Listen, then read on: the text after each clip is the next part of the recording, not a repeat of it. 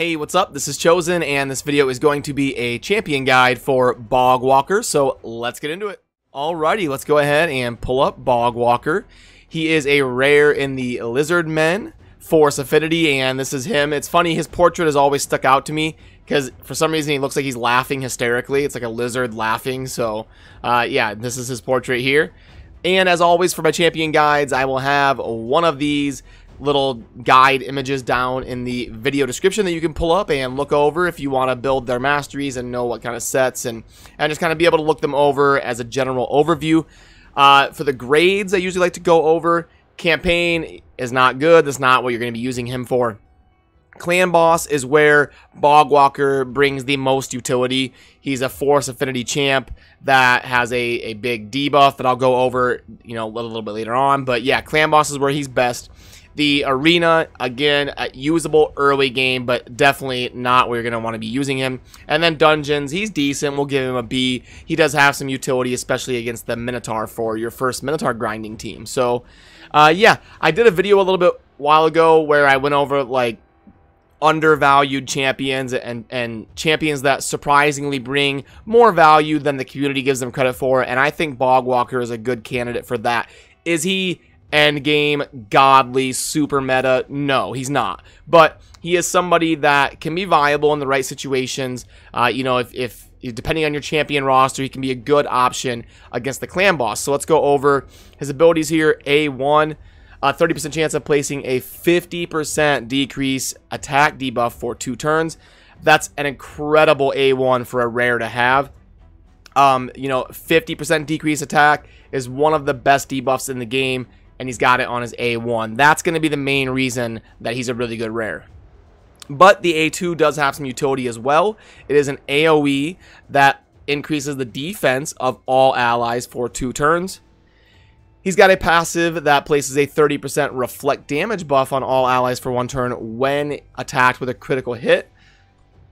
And then his aura is ally HP in dungeons by 25%. So a pretty generally useful aura, especially for like the Minotaur grind and stuff like that. So we always like to take a look at the base stats.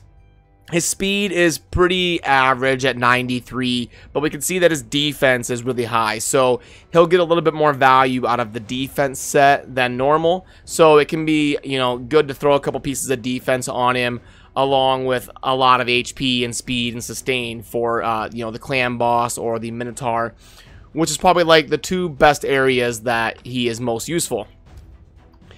And then I will pull up my Bogwalker that I have built here. So this is him. So I went with 2-piece accuracy, 2-piece speed, and 2-piece defense. Just, you know, I can honestly take off the accuracy. You know, you don't really need to go over 200. You know, you want to be over 200 probably for like Nightmare, but then, you know, like about 200 for Brutal, and then like, you know, 150 for Hard, 100 for Normal, and it just kind of slots down a little bit. So I probably would switch out these 2-piece. I won't do that live on video, but I would probably look towards switching out those 2 accuracy pieces for some really good like defense or speed or HP pieces. So just full disclosure there, but these were kind of the best pieces I had on him when I kind of threw him together at the time. But a good build would be like 2 speed and 4 defense, or 2 speed, 2 HP, 2 defense, 4 speed, 2 defense, something like that. Just kind of some general sustain. Obviously an accuracy banner if you can get one. You don't need a ton of damage on this guy. It's mainly going to be speed, accuracy, and sustain. The masteries, we're obviously going to want to go down to the bottom towards War Master, because he is a Clan Boss specialist, and he's going to be not attacking with his A1 like 3 or 4 times. So we don't want to go Giant Slayer. We would want to work our way down this path to getting to War Master. And then obviously we're going to want Master. Hexer is going to be really good for him, just to keep that decrease attack up a little bit more often. And now I will show a Clan Boss battle using Bogwalker, just so you can kind of get a look at him in action. We'll go with like a basic difficulty like Hard, Void Affinity, and we'll see how he does. So who should we replace him with? We'll swap out Kale. We'll put in Aethar and my Bog Walker. There he is. And let's get into it. Okay. So, and again, Bog Walker is pretty good with not having to manual, because he's going to use his A1 and he's going to use it on the clan boss. So Bog Walker isn't one that you have to sit here and super micro to make sure he plays perfectly. So he can be good in an auto play situation, which is always handy for a hero. And with his type of accuracy, he should land that decrease attack pretty often.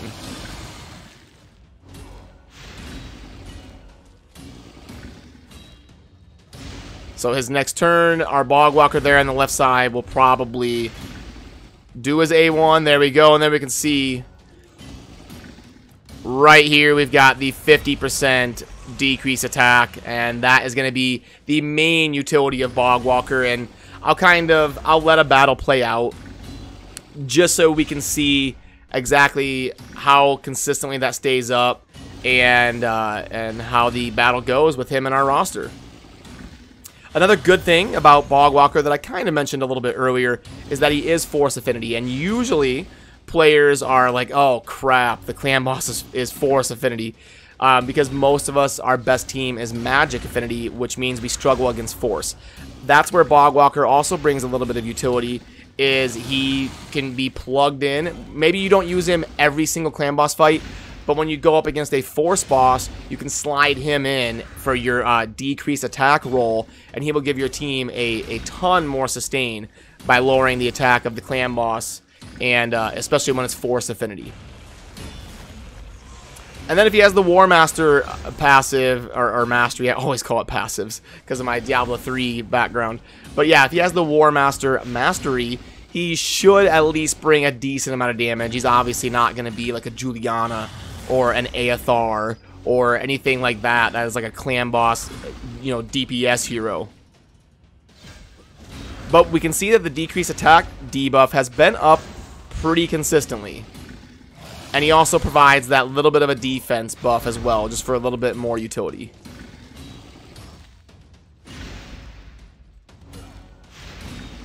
And there we go. He got his turn in. It was actually resisted. Wow. So he has 244 accuracy, and his or no, I don't think it, because he doesn't have 100% chance of placing the decrease attack. That's why it is important to get him skilled up. That is worth noting, is his A1 is not a 100% chance to place the decrease attack. That's why it's very important to get good speed on him. But he should place it pretty consistently, especially if you're able to find duplicates of him or skill book him up. So I think right now we've had about a 70 to 75% uptime on the decrease attack debuff. So we'll kind of keep an eye on that as it goes here. And there we go. Okay, so that'll bump us up to like an 80-85% uptime. Because I think he did miss it like one or twice. I think maybe it got resisted once and he missed it once. There we go. He procced it again.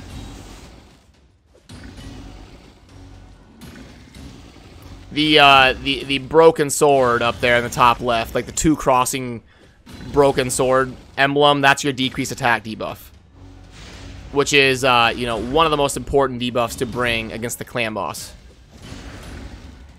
And like I said earlier, for like an introductory, you know, first Minotaur grinding team, Bog Walker can be a good choice, because he's gonna lower the attack of the Minotaur, which is similar to the clan boss, is very important, because the Minotaur is gonna put that hex on you, and he's gonna hit extremely hard. And then the Bog Walker also has the HP aura that you can use in the Minotaur grind to help you be able to sustain those hexed AoE damage dealers that he does. So honestly, you know, Minotaur and clan boss is probably the two areas that Bog Walker is gonna shine for you.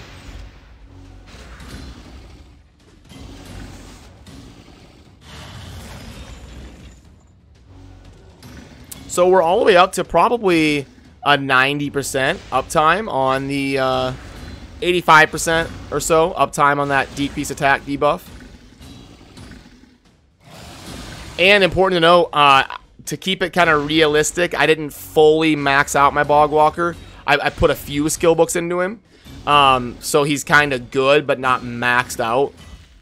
To get a realistic representation here of what you could expect yours to do if you put some work into him and geared him out. But we've already been able to live for 5 minutes, so that's good. So we're able to kind of sustain the hard clan boss pretty well so far. He's starting to hit pretty hard though. His damage keeps kind of ramping up, so that decreased attack debuff gets more and more value as you go.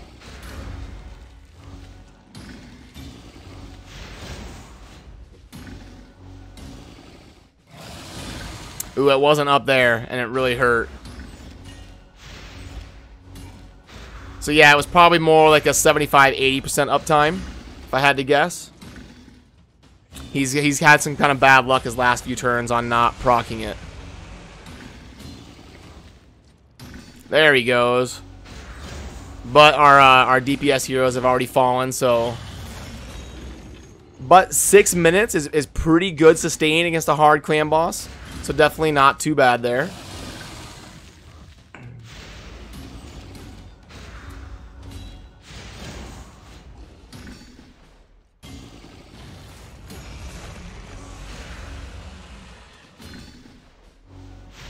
He's had some decent luck on his War Master procs at least. Getting a few of those big hits in.